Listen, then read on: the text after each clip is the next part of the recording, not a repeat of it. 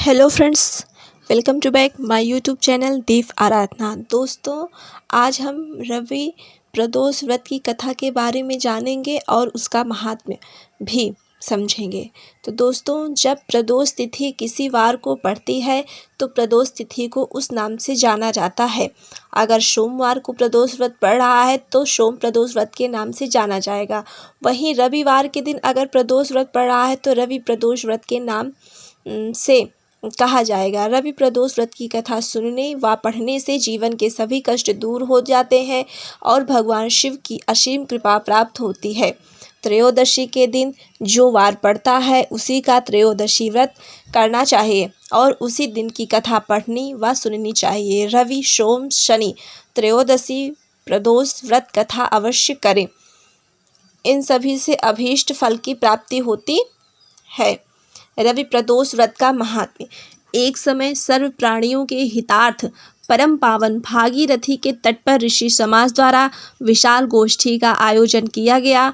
विद्वान ऋषियों की एकत्रित सभा में व्यास जी के परम शिष्य पुराण वेदता सूत जी महाराज हरि कीर्तन करते हुए पधारे।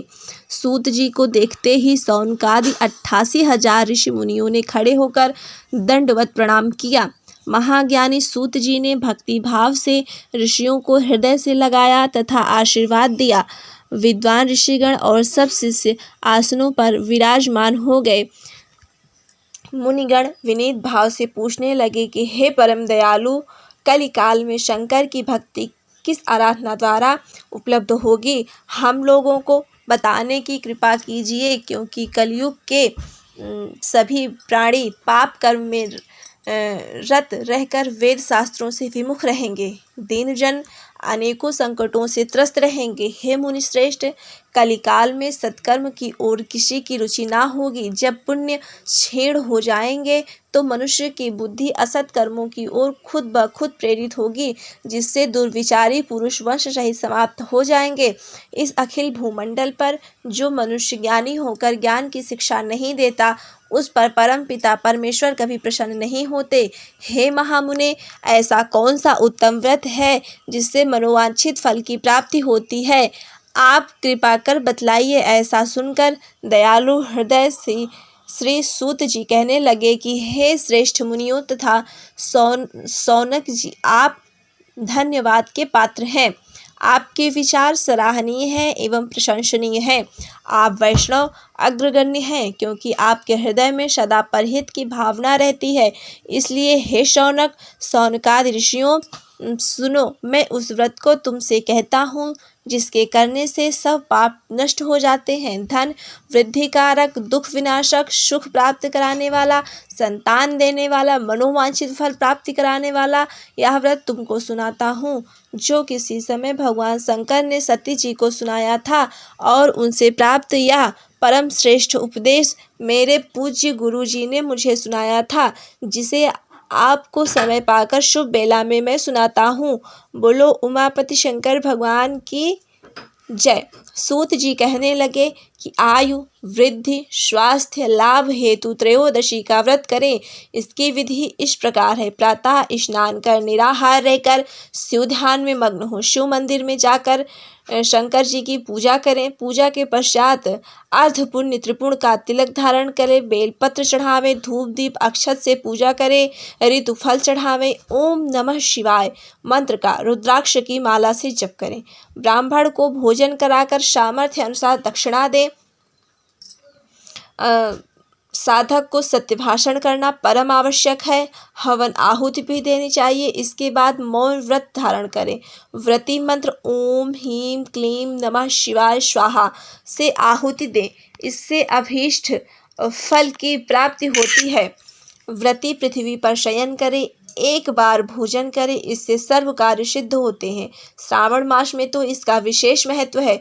यह सर्व सुख धन आरोग्यता देने वाला है। यह व्रत सभी मनोरथों को पूर्ण करता है। हे ऋषिवरों, यह प्रदोष व्रत जो मैंने आपको बताया है, किसी समय शंकर जी ने सती जी को और वेद व्यास मुनि ने मुझको सुनाया था। शौनकादि ऋषि बोले, हे पूज्यवर महामते, आपने यह व्रत परम गोपनीय, मंगलप्रद, कष्ट निवारक बतलाया है। कृपया यह बताने का कष्ट करें कि यह व्रत किसने किया और उसे क्या फल प्राप्त हुआ। तो ऋषि बोले, रवि प्रदोष व्रत की कथा इस प्रकार है। श्री सूत जी बोले, हे विचारवान ज्ञानियों, आप शिव के परम भक्त हैं। आपकी भक्ति देखकर मैं व्रती पुरुषों की कथा कहता हूँ। रवि प्रदोष की कथा के अनुसार एक गांव में अतिदीन ब्राह्मण निवास करता था। उसकी साध्वी स्त्री प्रदोष व्रत किया करती थी। उसे एक ही पुत्र रत्न था। एक समय की बात है, वह पुत्र गंगा स्नान करने के लिए गया। दुर्भाग्यवश मार्ग में चोरों ने उसे घेर लिया और वे कहने लगे कि हम तुम्हें मारेंगे नहीं, तुम अपने पिता के गुप्त धन के बारे में हमें बतला दो। बालक दीन भाव से कहने लगा कि बंधुओं, हम अत्यंत दुखी दीन हैं, हमारे पास धन कहाँ है। तब चोरों ने कहा कि तेरे इस पोटली में क्या बंधा है। बालक ने निसंकोच कहा कि मेरी माँ ने मेरे लिए रोटियां दी हैं। यह सुनकर चोरों ने अपने साथियों से कहा कि साथियों, यह बहुत ही दीन दुखी मनुष्य है, अतः हम किसी और को लूटेंगे।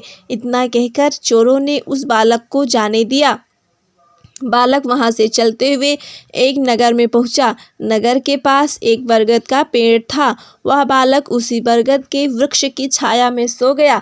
उसी समय उस नगर के सिपाही चोरों को खोजते हुए उस बरगद के वृक्ष के पास पहुंचे और बालक को चोर समझकर बंदी बना राजा के पास ले गए। राजा ने उसे कारावास में बंद करने का आदेश दिया। ब्राह्मणी का लड़का जब घर नहीं लौटा तब उसे अपने पुत्र की बड़ी चिंता हुई। अगले दिन प्रदोष व्रत था। ब्राह्मणी ने प्रदोष व्रत किया और भगवान शंकर से मन ही मन अपने पुत्र की कुशलता की प्रार्थना करने लगी। भगवान शंकर ने उस ब्राह्मणी की प्रार्थना स्वीकार कर ली। उसी रात भगवान शंकर ने उस राजा को स्वप्न में आदेश दिया कि वह बालक चोर नहीं है, उसे प्रातःकाल छोड़ दे, अन्यथा उसका सारा राज्य वैभव नष्ट हो जाएगा। प्रातःकाल राजा ने शिव जी की आज्ञानुसार उस बालक को कारावास से मुक्त कर दिया। बालक ने अपनी सारी कहानी राजा को सुनाई। सारा वृतांत सुनकर राजा ने अपने सिपाहियों को उस बालक के घर भेजा और उसके माता पिता को राज दरबार में बुलाया। उसके माता पिता बहुत ही भयभीत थे। राजा ने उन्हें भयभीत देखकर कहा कि आप भयभीत ना हो, आपका बालक निर्दोष है। राजा ने ब्राह्मण को 5 गांव दान में दिए, जिससे कि वे सुखपूर्वक अपना जीवन व्यतीत कर सकें। भगवान शिव की कृपा से ब्राह्मण परिवार आनंद से रहने लगा। अतः जो मनुष्य रवि प्रदोष व्रत को करता है वह सुखपूर्वक और निरोगी होकर अपना पूर्ण जीवन व्यतीत करता है तथा उसके जीवन में खुशहाली आती है।